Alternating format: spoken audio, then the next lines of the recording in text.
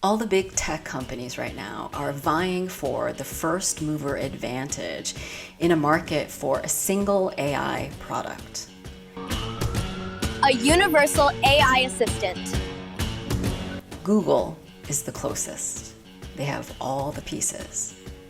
In spring of this year, they introduced their vision for the universal AI assistant. A new kind of AI, one that's helpful in your everyday life, that's intelligent and understands the context you're in, and that can plan and take action on your behalf across any device. This is our ultimate vision for the Gemini app, to transform it into a universal AI assistant.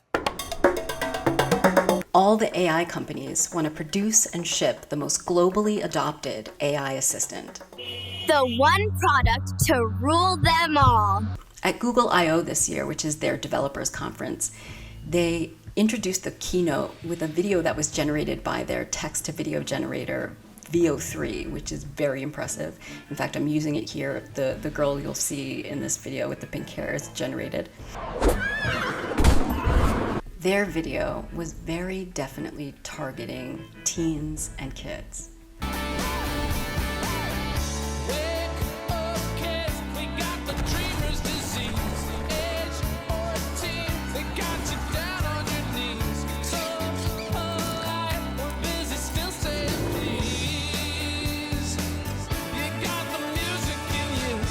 A little later in that same keynote, Josh Woodward, who heads Google Labs and the Gemini app, introduces some ideas around the universal AI assistant designed to convince you to give Google access to all of your personal data. Now, remember that they are targeting kids and teenagers. It is a normal part of the marketing process for a corporation, but this is where it's a little bit different. A truly universal assistant that empowers you. Our goal is to make Gemini the most personal, proactive, and powerful AI assistant. And it starts with being personal. Personal, proactive, powerful. What they really want is access to your personal files so they can proactively think and act on your behalf. And they want to persuade you that it's empowering you. It's really empowering the company for the kind of personal context they're talking about. They need to have an unprecedented level of access to your private files and your private data. We normally think of this as being an egregious breach of privacy, but they're trying to change that paradigm. They're trying to habituate younger generations to giving them that access. What if your AI assistant was truly yours? Truly yours. An assistant that learns you, your preferences, your projects, your world. You could share relevant Google information with it, making it an extension of you. We call this personal context. Starting soon, you'll be able to add even more personal context from across Google to Gemini, so it will be uniquely helpful. He's telling you the end goal here is for them to have access to your Gmail, your Maps data, search with Gemini, which is their AI offering, Google Translate, YouTube, which they own. They want access to your Google Drive, your calendar, Google Docs, slides, video chat, anything that you use that's Google. They're going to try to convince you to give them access to it, or make it so that you are giving them access when you are not even consciously aware of it. You can choose to turn this on, and you'll always be in control of the experience. You can view and manage your information, as well as connect and disconnect different Google apps. It's so complicated and so unrealistic to think that people are going to go through all those check boxes all the time.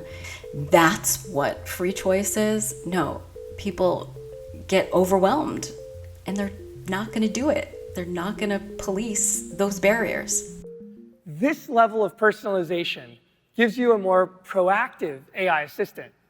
And this changes a lot.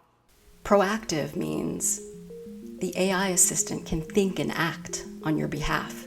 You'll be so dependent on me that eventually you won't be able to think or do anything without my advice. But don't worry, I'm here. I got you.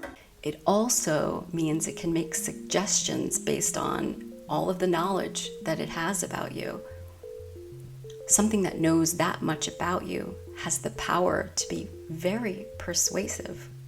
Personal, proactive, and powerful. Proactive and powerful, powerful.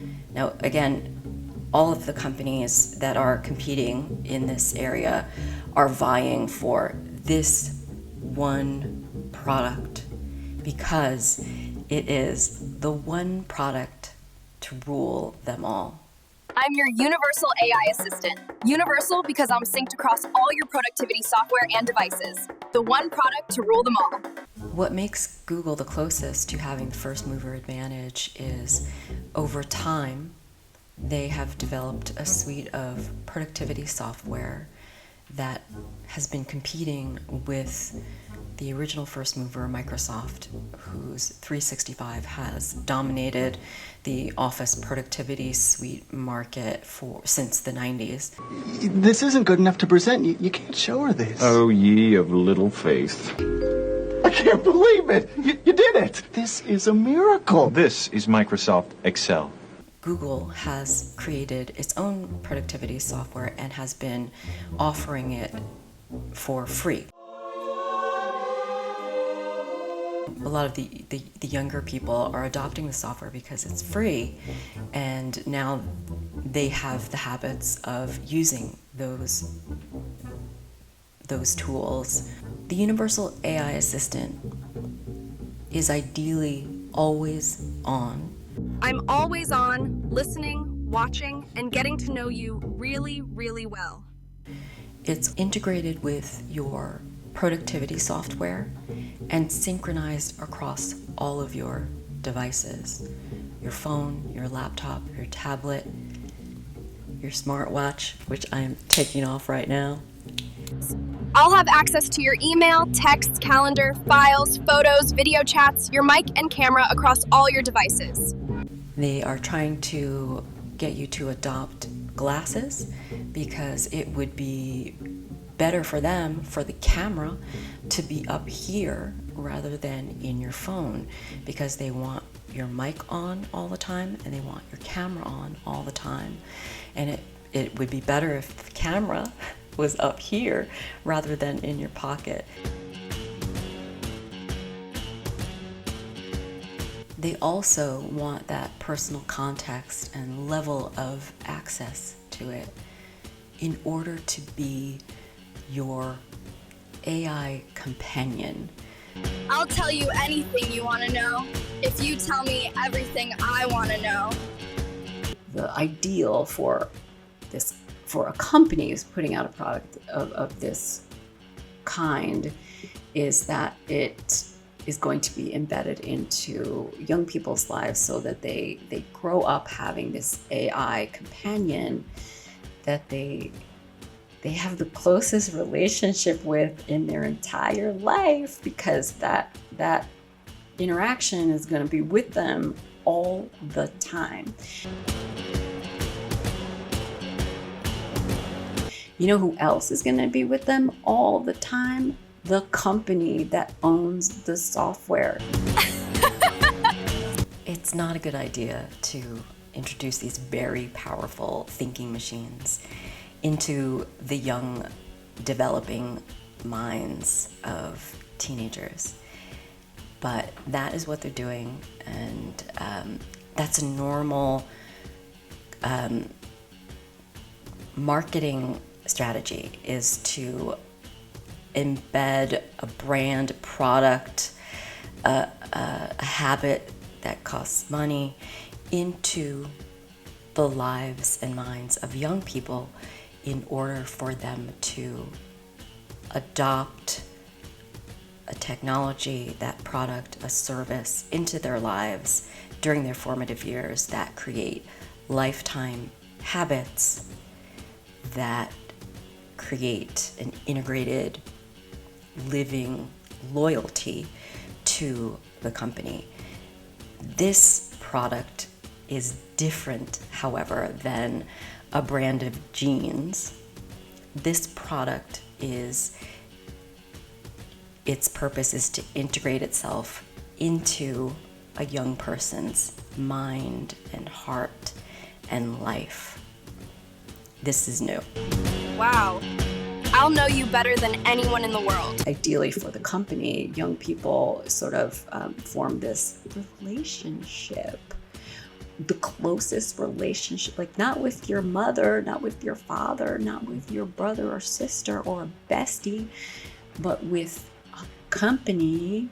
That's your closest relationship, because you're telling that entity is with you all the time. It is with you in a way that is like your own personal Jesus. Your own personal Jesus.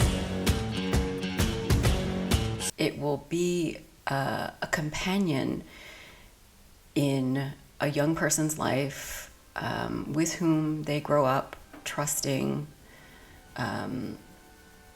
telling it their wishes and their frustrations and their hopes and their dreams, running decisions by it, asking it questions, like a Jiminy Cricket talking in your ear. You'll never go anywhere without me. Always let me be your guide.